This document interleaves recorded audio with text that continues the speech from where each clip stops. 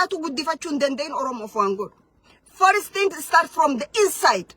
Mana keessaa eegala responsibility.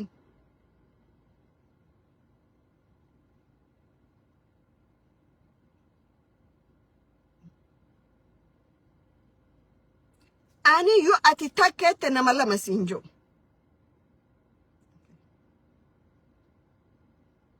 Adaba keetti on keenya adaba si godhamu qaba jechuudha.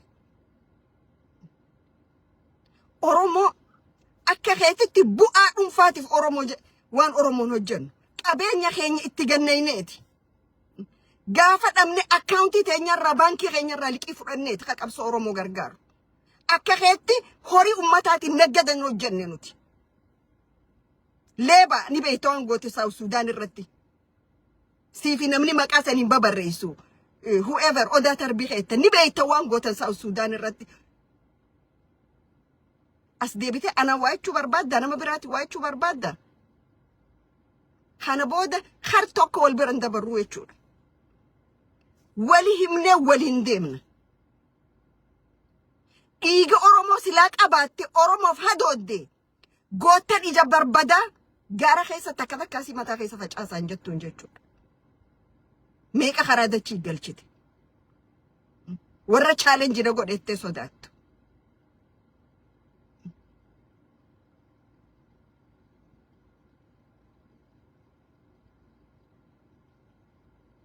Gabbasi me ragumata ka gabbasi me. Ragumata ka just bring one single evidence. Makana ma balleessu dhaameti. Tolcha lammi deemas keessa faarsi bula waslaata. Qoshasha ka keeti kana khamo qabsoo Oromoo maqaa balleesse.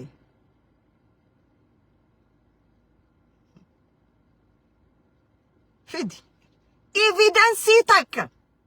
Let us challenge. What challenge will go na? Ganda keessa deddeemte ijoollee waan beeyne wal namarra jaartee namarra bobbaasu miti. Bakka Oromoon jirtutti yakka kee tokko tokko si himaa kottu. Eenyu akka ati nyaachifte cufa.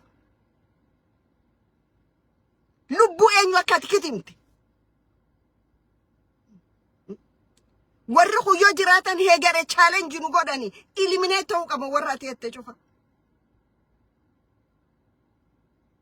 Afaanin qabattee dubbatta. Sanu abalu gantuudha abalu maallaqaan bitamtee maal jette. Ka maallaqaan bitamuu bareesihi. Bitamte maallaqaan akka gaarii bitamte. Warri ati maallaqaan bitameettee maqaa tarrifte san.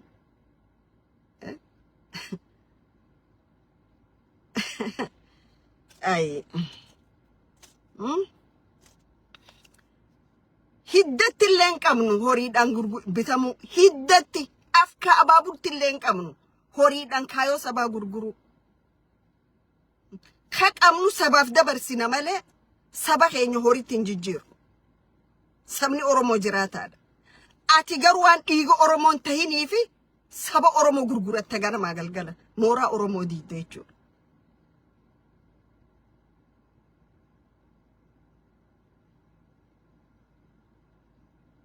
Maquma keetiin gabbahi public godhi barreessi gadhiisi. Barreessitee ijoollee xixiqqootti ergitee facaasan je'iniin uummata keessa.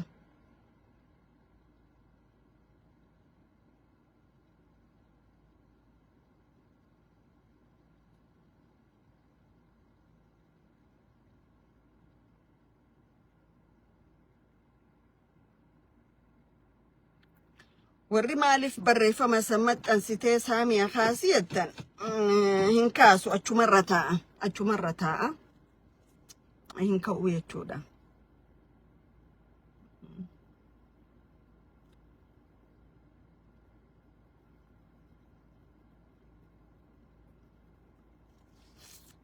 Akkasi nagaya tura Saamiyaa miliyoon 110 mana namaan binne ni beeyta waan gootan. Ni beeyta waan gootani sanis akkasi beeki. Saamiyaan ijoolletti meeshaa kannitee deema achi geessa jettee I have evidence video isaa sagalee isaa waraabama isaa waan isin godhaa baatan achirratti. Waslaata. Baalagee yoo baalageedhan jenne ni dhustuu jechuudha.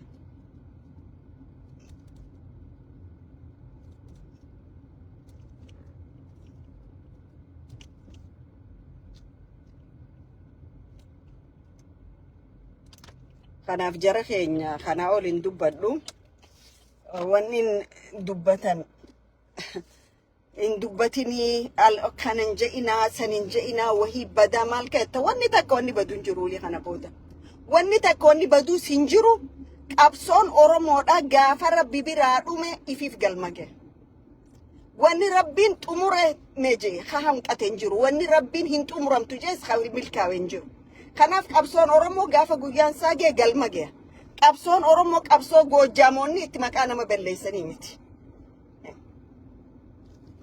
qabsoon oromoodha qabsoo dhuunfaati miti it is not private company akka Michael Kors borsa warra America namni lama mallattoo irra godhatee gurguratee ittiin jiraatu miti garuu qabsoon irra Michael Kors taate jechuudha I know when I say that what I mean okay dhiirota taate deemee dhugaa rasaasa bani as garagaltee anarratti waan jechuu miti yoo dhiira taate deemii rasaasa bani dureenu rasaasa sodaattee kibarraa baatee miti gaafa ijoolleen challenge si goote al-shabaab yettee maqaa balleessitee cidha isa waan goote ni beektaa miti not long ago ama tokko dura ni beektaa mi waan goote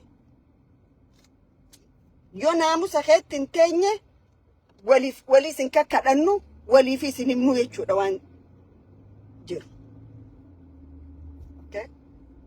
farse bulan waan feetan jaa and I'm very independent woman an nama bilisa tokko nama dalagatee jiraatu nama if birallee dabree waa meeqa godhu nama gartee faaruudhaan jiraatu miti gaafni isin baddan gaafa durriyoota faarsuu jalqabdanidha durriyoota gaafa faarsuu jalqabdan gaafas baddan nama tokko gootummaa isaa gooteettaan garuu fuutee waaqaan waliin qixxeessitu agarre